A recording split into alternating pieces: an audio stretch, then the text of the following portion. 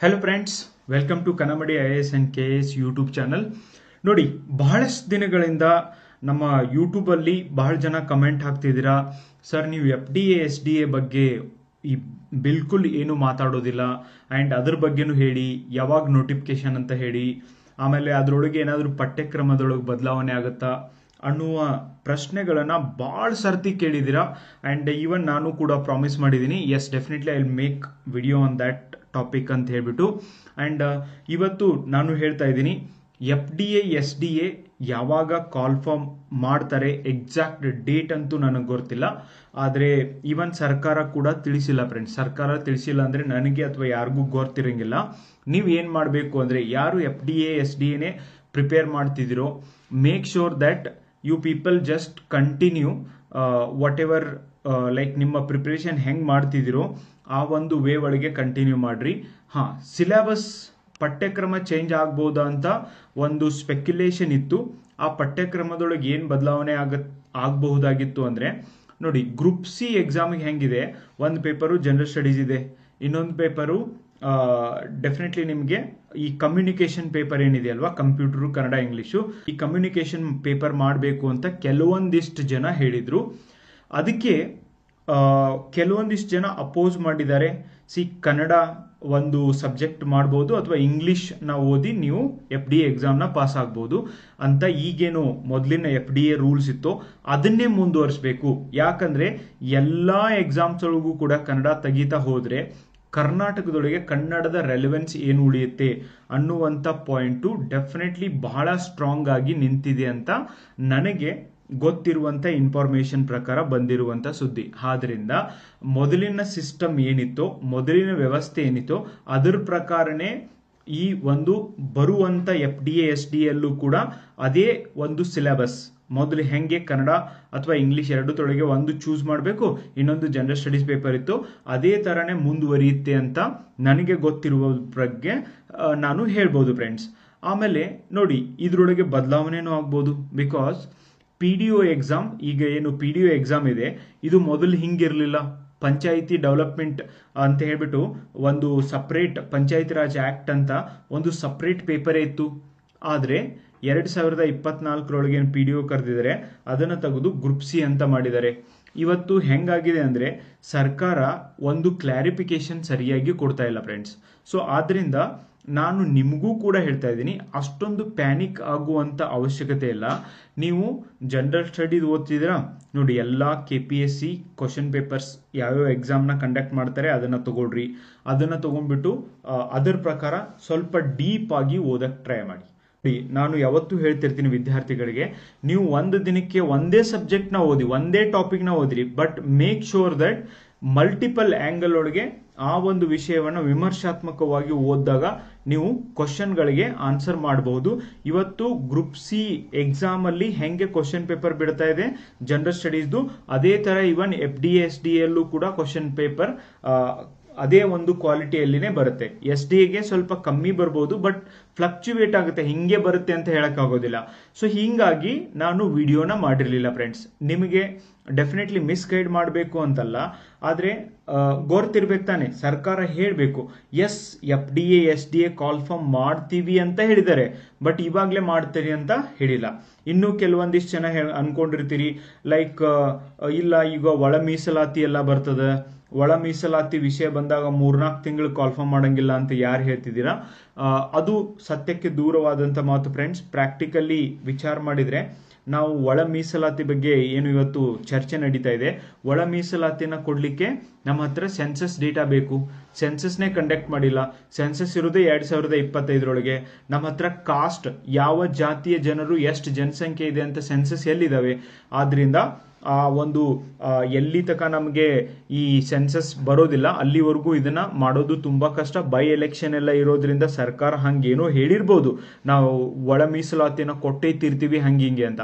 ಆಮೇಲೆ ಇನ್ನೊಂದು, ಆ ಒಳ ಮೀಸಲಾತಿ ಕೊಡೋದ್ರೊಳಗೆ ನಮಗೆ ಏನೂ ತೊಂದರೆ ಆಗೋದಿಲ್ಲ, ಉಳುಕಿದ ಯಾವುದೇ ಕಾಸ್ಟ್ಗಳಿಗೂ ಏನೂ ತೊಂದರೆ ಆಗೋದಿಲ್ಲ.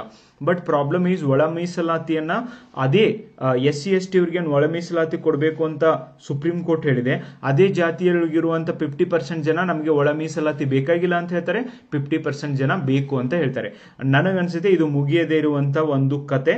ಹಾಗಾಗಿ ಇದ್ರ ಸಂಬಂಧ ಸರ್ಕಾರ ಬಹಳಷ್ಟು ಬಾರಿ ಈ ಒಂದು ನೋಟಿಫಿಕೇಶನ್ ಎಲ್ಲ ಹೋಲ್ಡ್ ಮಾಡ್ಕೊಂಡು ಕೊಂಡಿರಂಗಿಲ್ಲ.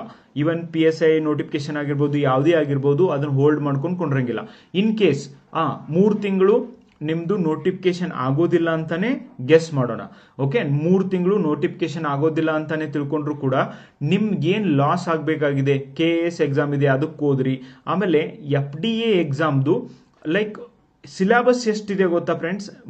You have to cover each and everything. ಬಹಳಷ್ಟು ಮೈನ್ಯೂಟ್ ಥಿಂಗ್ಸ್ ಏನಿದಾವೆ ನಿಮ್ಮ ಎಕ್ಸಾಮ್ ಒಳಗೆ ಅವೆಲ್ಲನೂ ಕೂಡ ಕವರ್ ಮಾಡಬೇಕು. ಅದನ್ನು ಕವರ್ ಮಾಡಲಿಕ್ಕೆ ನನಗನ್ಸುತ್ತೆ ನಿಮ್ಮ 3 ವರ್ಷನೂ ಸಾಕಾಗೋದಿಲ್ಲ. ಈ 3 ತಿಂಗಳ ಬಗ್ಗೆ ಎದಕ್ಕೆ ವಿಚಾರ ಮಾಡ್ತೀರಿ? ಭಾಳ ಜನ ಅನ್ಕೊಂಡಿರ್ತೀರಿ ಧಾರವಾಡಕ್ಕೆ ಹೋಗೋಣ, ಪ್ರಿಪೇರ್ ಆಗೋಣ ಅಂತ. ಇಲ್ಲಿ ಬಂದ ಮೇಲೆ ಯಾವುದೋ ಒಂದು ನೆಗೆಟಿವ್ ಆಗಿ ಮಾತಾಡ್ತಾ ಇರುವಂಥ ಜನರ ಹತ್ರ ನೀವು ಭೇಟಿ ಆಗ್ತೀರಿ ಅಥವಾ ಅಡ್ಡಾಡೋ ಮುಂದೆ ಕೇಳ್ತೀರಿ, ನೋಟಿಫಿಕೇಶನ್ ಆಗೋದಿಲ್ಲ ಅಂತ 3 ತಿಂಗಳು ಹೆಂಗೆ ಮಾಡೋದು ಹಂಗೆ. ನೋ, ನೋಟಿಫಿಕೇಶನ್ ಆಗಲಿಲ್ಲ ಅಂದ್ರೆ ಏನಾಯ್ತು? ಆ ಸಮಯವನ್ನು ಸರಿಯಾಗಿ ಉಪಯೋಗಿಸ್ಕೊಳ್ರಿ. ಭಾಳ ಜನಕ್ಕೆ ಇಂಗ್ಲೀಷ್ ಸರಿಯಾಗಿ ಬರೋದಿಲ್ಲ, ಇಂಗ್ಲೀಷ್ ಕಲೀಲಿಕ್ಕೆ ಉಪಯೋಗ ಮಾಡ್ಕೊಳ್ರಿ. ಓಕೆ, ಅದು ಅಷ್ಟೇ ಅಲ್ಲ, ಡೀಟೇಲ್ಡ್ ಆಗಿ ಓದಲಿಕ್ಕೆ ಪ್ರಯತ್ನ ಮಾಡ್ರಿ. ನಿಮ್ಗೆ ಗೊತ್ತಿದೆ, ಎಲ್ಲ ಸಿಲೆಬಸ್ ಗೊತ್ತಿದೆ ಅಂಡ್ ಕ್ವಶನ್ ಪೇಪರ್ ಹೆಂಗೆ ಬರ್ತಿದಾವೆ ಅಂತ ಗೊತ್ತಿದೆ. ಒಂದ್ ಕಡೆ ಕೂತ್ಕೊಂಡು ಡೈಲಿ ಕನ್ಸಿಸ್ಟೆಂಟ್ ಆಗಿ ಕೆಲಸ ಮಾಡಲಿಕ್ಕೆ ಏನು ಪ್ರಾಬ್ಲಮ್ ನಿಮಗೆ? ಅಂಡ್ ನಾನು ಹೇಳ್ತಾ ಇದ್ದೀನಿ, 3 ತಿಂಗಳು ಅಥವಾ 6 ತಿಂಗಳು ಆದ್ಮೇಲೂ ಕೂಡ FDA ಒಂದು ನೋಟಿಫಿಕೇಶನ್ ಬರುತ್ತೆ ಅಂದ್ರೆ ನಿಮ್ಮೊಳಗೆ ಬಹಳಷ್ಟು ಜನ ವಿದ್ಯಾರ್ಥಿಗಳು ಅವಾಗ್ಲೂ ಕೂಡ ಇದೇ ನೀವು ಹೇಳ್ತೀರಿ, ನನಗೆ ಭಾಳ ಟೈಮ್ ಸಿಗ್ಲಿಲ್ಲ, ಅವಾಗ ಟೈಮ್ ವೇಸ್ಟ್ ಮಾಡಿದೆ, ಅವಾಗ ನಾನು ಸರಿಯಾಗಿ ಓದಲಿಲ್ಲ, ಅದು ಮಾಡಲಿಲ್ಲ, ಇದು ಮಾಡಲಿಲ್ಲ. ಇದರಿಂದ ಏನು ಉಪಯೋಗ ನೀವೇ ಹೇಳಿ. Okay, no use at all guys. ನಿಮಗೆ ಇರುವಂತ ಸಮಯವನ್ನ ದಯವಿಟ್ಟು ಸರಿಯಾಗಿ ಉಪಯೋಗಿಸ್ಕೊಳ್ಳಿ. ಅದರ ಮೇಲೆ ಫೋಕಸ್ ಮಾಡ್ರಿ. FDA ಯಾವಾಗ ನೋಟಿಫಿಕೇಶನ್ ಬರುತ್ತೆ ಅದ್ರ ಬಗ್ಗೆ ತಲೆ ಕೆಡಿಸ್ಕೊಳ್ಳೋಕ್ಕಿಂತನೂ ನಾನು ರೆಡಿ ಇದ್ದೀನ, 100% ನಾನು ಪ್ರಿಪೇರ್ ಆಗಿದ್ದೀನ. ನನಗೆ ಕನ್ನಡ ಗ್ರಾಮರ್ ಕರೆಕ್ಟ್ ಆಗಿ ಬರುತ್ತಾ, ಸೊ ಗ್ರಾಮರ್ ಮೇಲೆ ಎಷ್ಟು ಕ್ವಶನ್ಸ್ನ ನಾನು ಮಾಡಬಹುದು ಅನ್ನೋದ್ರ ಬಗ್ಗೆ ಸ್ವಲ್ಪ ವಿಚಾರ ಮಾಡ್ರಿ. ನಾನು ಮತ್ತೆ ಏನ್ ಮಾಡಬಹುದು ಅದ್ರ ಬಗ್ಗೆ ವಿಚಾರ ಮಾಡ್ರಿ. ಡೀಟೇಲ್ ಆಗಿ ಸ್ಕೂಲ್ ಬುಕ್ಸ್ ಗಳನ್ನ ಓದ್ರಿ, ಹಳೆಯ ಕ್ವಶನ್ ಪೇಪರ್ಸ್ ಗಳನ್ನ ಸರಿಯಾಗಿ ನೋಡ್ಕೊಳ್ರಿ. ಓಕೆ, ಈ ತರ ಮಾಡಿದ್ರೆ ನಿಮ್ಮ ಪ್ರಿಪರೇಷನ್ ಚೆನ್ನಾಗಿ ಮಾಡ್ಬೋದು ಫ್ರೆಂಡ್ಸ್. ಅದನ್ನ ಬಿಟ್ಟು ನಾನು ಸುಮ್ಮನೆ ಹೇಳಕ್ ಇಷ್ಟಪಡೋದಿಲ್ಲ, ನೆಕ್ಸ್ಟ್ ಮಂತ್ ಬರುತ್ತೆ, ಜನವರಿ ಬರುತ್ತೆ, ಫೆಬ್ರವರಿ ಬರುತ್ತೆ ಅಂತ ದೇವರನಿಗೂ ಹಂಗೆ ಹೇಳಕ್ ಆಗೋದಿಲ್ಲ. ಅಂಡ್ ಹಂಗೆ ಸರ್ಕಾರನೇ ಹೇಳಿಲ್ಲ ಅಂದ್ರೆ ನಾವ್ಯಾರು ಎಲ್ಲ ಹೇಳಕ್ಕೆ? ಓಕೆ, ಸೊ ಆದ್ರಿಂದ ನಿಮ್ಗೆ ಯಾರಿಗೂ ಮಿಸ್ಗೈಡ್ ಆಗಬಾರ್ದು ಅನ್ನೋದಕ್ಕೆ ನಾನು ವಿಡಿಯೋ ಮಾಡಿ ಹೇಳ್ತಾ ಇದ್ದೀನಿ. ಮೊದಲಿನ ಸಿಲೆಬಸ್ ಪ್ರಕಾರನೇ ನೀವು ಓದ್ಕೊಳ್ಳೋದು ಒಳ್ಳೆಯದು.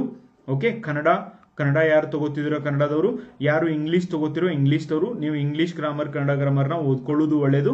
ಅಂಡ್ ಜನರಲ್ ಸ್ಟಡೀಸ್ ಅಂತೂ ಸೇಮ್ ಇದೆ, ಅಲ್ಲೇನು ಪಠ್ಯಕ್ರಮ ಚೇಂಜ್ ಆಗೋದಕ್ಕೆ ಚಾನ್ಸೇ ಇಲ್ಲ. ಆದ್ರೆ ಇದನ್ನ ಸರ್ಕಾರನೇ ಕೊನೆಗೆ ನಿರ್ಧಾರ ತಗೊಳುತ್ತೆ friends, that is what problem. So ಅದಕ್ಕೆ ಆ ಥರ ಹೆಂಗೆ ಹೇಳೋದು ಅನ್ನೋದು ಕೂಡ ನನಗೂ ಕೂಡ ಗೊತ್ತಾಗ್ತಿರ್ಲಿಲ್ಲ. ಯಾಕಂದ್ರೆ ಪಠ್ಯಕ್ರಮ ನಾನು ಒಂದು ಬಾರಿ ಚೇಂಜ್ ಆಗುತ್ತೆ ಅಂತಾನು ಹೇಳಕ್ಕಾಗೋದಿಲ್ಲ, ಆಗೋದಿಲ್ಲ ಅಂತಾನು ಹೇಳಕ್ಕಾಗೋದಿಲ್ಲ.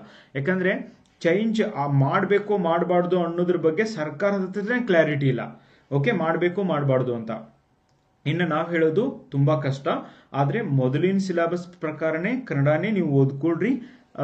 ಸೊ ಯಾವಾಗ ನೋಟಿಫಿಕೇಶನ್ ಬರುತ್ತೆ ಅವಾಗ ಕ್ಲಾರಿಟಿ ಬರುತ್ತೆ. ಮೆಜಾರಿಟಿ ಆಫ್ ದಿ ಪೀಪಲ್ ಏನ್ ಹೇಳಿದ್ದಾರೆ ಅಂದ್ರೆ ಮೊದಲಿನ ಸಿಲೆಬಸ್ಸೇ ಮುಂದುವರಿಲಿ, ನಾವು ಕನ್ನಡನ ಉಳಿಸುವಂತ ಅವಶ್ಯಕತೆ ಇದೆ, ಕನ್ನಡ ಓದಿ ಕನ್ನಡದ ಸಂಬಂಧ ಪ್ರಿಪೇರ್ ಮಾಡಿ ಅವ್ರ ಎಕ್ಸಾಮ್ ಬರೆದು ಕರ್ನಾಟಕದೊಳಗೆ ಜಾಬ್ಸ್ ಗಳನ್ನ ತಗೊಳ್ಳಿ ಅನ್ನೋದು ಬಹಳಷ್ಟು ಜನರ ವಾದ ಇದೆ ಅಂತ ನಾನು ಕೇಳಿದ್ದೀನಿ ಫ್ರೆಂಡ್ಸ್. ಸೊ ಆದ್ರಿಂದ ನೀವು ನಿಮ್ಮ ಪ್ರಿಪರೇಷನ್ ಅನ್ನ ಕಂಟಿನ್ಯೂ ಮಾಡ್ರಿ ಅಂಡ್ ಡೀಟೇಲ್ ಆಗಿ ಓದೋದನ್ನ ಮಾತ್ರ ಮರಿಬೇಡಿ.